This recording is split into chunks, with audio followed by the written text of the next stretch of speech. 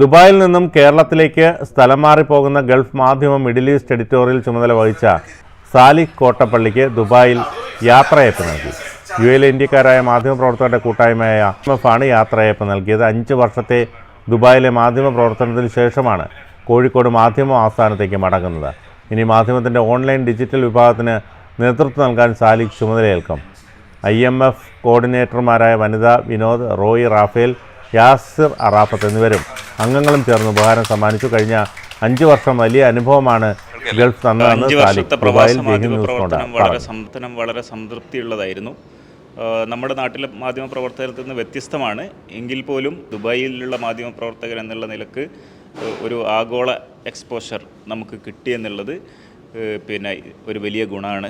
കാരണം ഇവിടെ ലോകത്തിൻ്റെ എല്ലാ രാജ്യങ്ങളിൽ നിന്നുള്ള ആളുകളുണ്ട്. നമ്മൾ മാധ്യമപ്രവർത്തനം നടത്തുമ്പോൾ തന്നെ നമ്മുടെ കൂടെ ഉള്ളത് പല രാജ്യങ്ങളിലുള്ള ആളുകളാണ്. നമ്മൾ അപ്രോച്ച് ചെയ്യുന്ന ആളുകൾ വ്യത്യസ്ത രാജ്യക്കാരായ ആളുകളാണ്.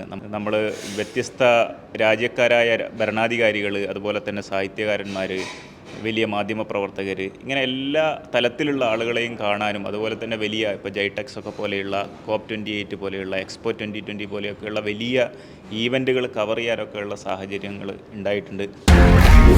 One anchor every week, 20 years, 1,000 episodes on one TV channel. Middle East This Week, an Elvis Chumar TV show. Exclusively on Jai Hind TV. Stay tuned for the 1000 countdown.